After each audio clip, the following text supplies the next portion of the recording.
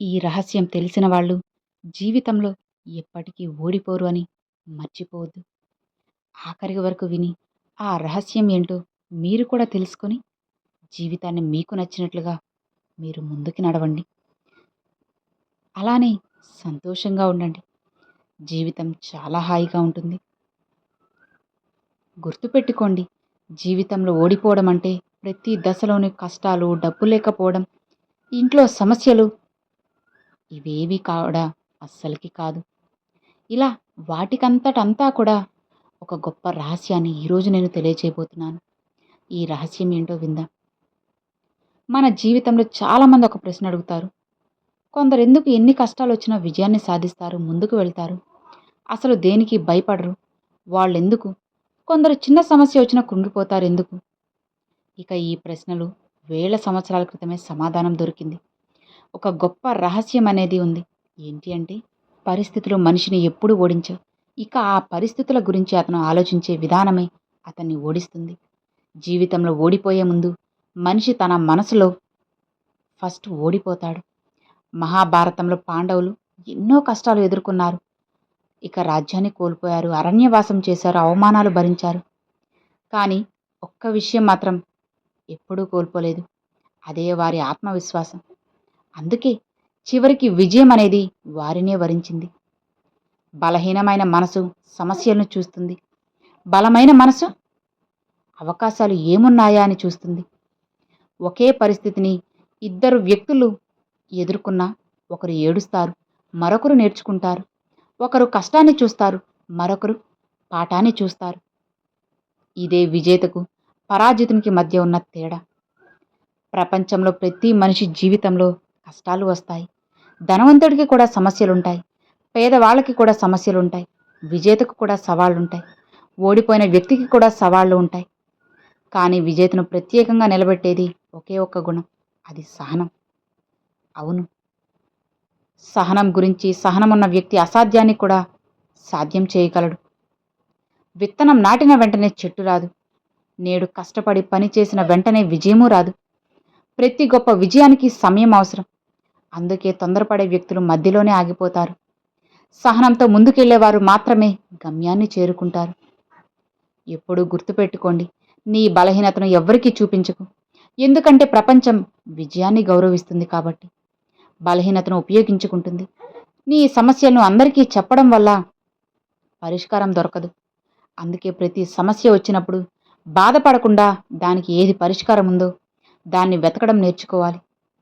సింహం అడవికి రాజు కావడానికి కారణం దాని శక్తి మాత్రమే కాదు, దాని ఆత్మవిశ్వాసం దానికన్నా పెద్దది. ఏనుగు ఖడ్గమృగం దానికంటే బలమైనవి కూడా.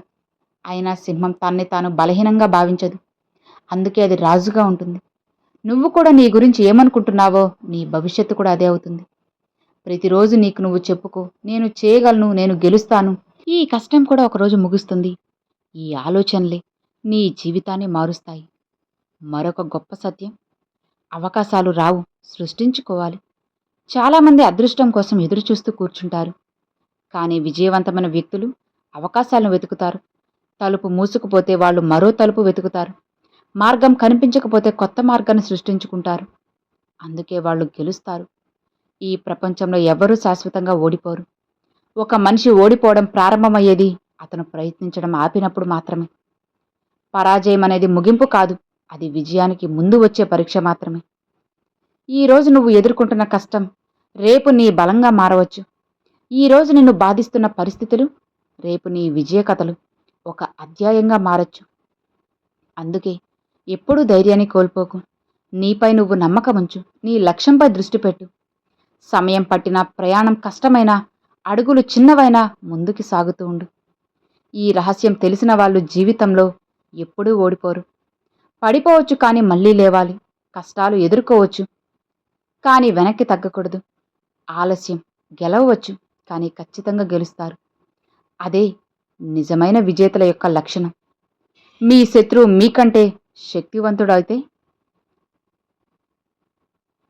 ఒకవేళ అతను డబ్బులో, అధికారంలో లేదా వెలుగులో మీకంటే ముందుంటే, ఆ వ్యక్తిని నేరుగా ఎదుర్కోవడం మూర్ఖత్వం కావచ్చు.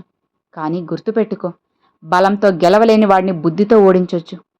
చరిత్రలో ఎన్నో రోజులు ఎంతోమంది రాజులు తమ సైన్యాల బలంతో కాదు, ఈ రహస్యమైన వ్యూహాలతోనే విజయాన్ని గెలిచేవారు. కాబట్టి ఇది నేను మీకు చెప్పిన ఒక ముఖ్యమైన వీడియోగా పెట్టుకోండి. ఈ నియమాలు కేవలం శత్రువుని ఓడించడానికి మాత్రమే కాదు, మీ జీవితంలో మిమ్మల్ని అడ్డుకునే ప్రతి అడ్డంకిని అధిగమించడానికి కూడా ఉపయోగపడతాయి. కానీ జాగ్రత్త, ఈ 6 నియమాల్లో చివరి నియమం గురించి మీరు చాలామందికి తెలియదు. అదే నియమం అత్యంత శక్తివంతమైనది కూడా. కాబట్టి ఇది ఆఖరి వరకు చూడండి. ఎందుకంటే ఈరోజు మీరు తెలుసుకోబోయే కొన్ని ముఖ్యమైన రహస్యాలు మీ ఆలోచన విధానాన్ని పూర్తిగా మారుస్తాయి. సమస్య ఏంటి అంటే, ప్రపంచంలో ఎక్కువ మంది మనకంటే శక్తివంతులే ఉంటారు. కొందరు మాత్రమే మన స్థాయిలో ఉంటారు. మనం నష్టం చేసినా తిరిగి మనకు ఏమీ చేయలేని వారు చాలా అరుదుగా ఉంటారు. అందుకే ఈ 6 విధానాలను గుర్తుపెట్టుకోండి. మొదటిది సంధి. ప్రతి ఒక్కరితో యుద్ధం చేయలేం, అందరినీ జయించలేం. కాబట్టి మనకంటే బలవంతులు, సమానులు, బలహీనులు అయిన వారందరితో సాధ్యమైనంత వరకు మంచి సంబంధాలు కొనసాగించాలి. సామదామ వంటి మార్గాలను ఉపయోగించి ఇరువురికి ప్రయోజనం కలిగే విధంగా సమస్యలను శాంతియుతంగా మార్గాలను ఉపయోగించి పరిష్కరించుకోవాలి. శ్రీకృష్ణుడు కూడా మహాభారత యుద్ధానికి ముందు కౌరవుల వద్దకు సంధి ప్రతిపాదనతో వెళ్లారు. ఎందుకంటే కౌరవుల వైపు భీష్ముడు, ద్రోణుడు, కర్ణుడు, అశ్వత్థామ, కృపాచార్యులు వంటి మహావీరులు ఉన్నారు. వారి సైన్యం కూడా పాండవుల కంటే పెద్దది. ఇక రెండవది నిగ్రహం. మనకు వ్యతిరేకంగా కలిసి అనేక మంది ఉంటారు. వారిని బలహీనపరచడానికి వారి మధ్య విభేదాలు సృష్టించాలి, లేదా వారి బలానికి కారణమైన అంశాన్ని తొలగించాలి. దుర్యోధనుడు ప్రధాన బలం, కర్ణుడు అతని కవచ కుండలాలు. అందుకే మొదట కర్ణుడిని సామ ద్వారా ఒప్పించే ప్రయత్నం చేశారు. తర్వాత దామ ద్వారా రాజ్యాన్ని ఆఫర్ చేశారు. అది ఫలించకపోవడంతో భేద నీతిని ఉపయోగించి అతని కవచాన్ని తీసివేయించారు. చివరికి కర్ణుడు బలహీనుడు పడి యుద్ధంలో ఓడిపోయారు. ఇక మూడవది ఆసన.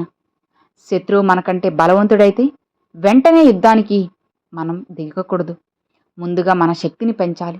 శత్రువు తప్పు చేసే వరకు, లేదా అతడు ఏదైనా సమస్యల్లో పడే వరకు వేచి ఉండాలి. సరైన సమయం వచ్చినప్పుడు మాత్రమే దాడి చేయాలి. ద్రౌపది వస్త్రాభరణం తర్వాత పాండవులు వెంటనే యుద్ధం చేయలేదు. వారు అరణ్యవాసానికి వెళ్లి తమ శక్తిని పెంచుకున్నారు. అర్జునుడు దివ్యాస్త్రాలు సంపాదించారు. భీముడు తన బలాన్ని పెంచుకున్నాడు. ఇక నాలుగవది యాన. ఇది ప్రత్యక్ష దాడి. మన విజయ అవకాశాలు చాలా ఎక్కువగా ఉన్నప్పుడు, లేదా మనం దాడి చేయకపోతే భారీ నష్టం ఎదురవుతుందని ఖచ్చితంగా తెలిసినప్పుడు మాత్రమే ఇది ఉపయోగించాలి.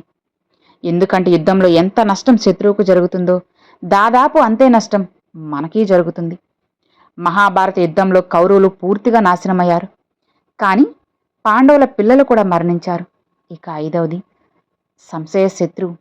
చాలా బలవంతుడై మనం అతనికి ఏమీ చేయలేని పరిస్థితుల్లో ఈ విజయాన్ని ఉపయోగిస్తారు. దీనికి 2 మార్గాలున్నాయి. మొదటిది శత్రువు శరణం పొందటం. బయటికి అతని సేవ చేస్తున్నట్లు కనిపిస్తూ లోపల అతని బలాన్ని బలహీనపరచడం. దీనికి ఉత్తమ ఉదాహరణ శకుని. రెండవది శత్రువు కంటే బలవంతుడైన వ్యక్తి శరణు పొందడం.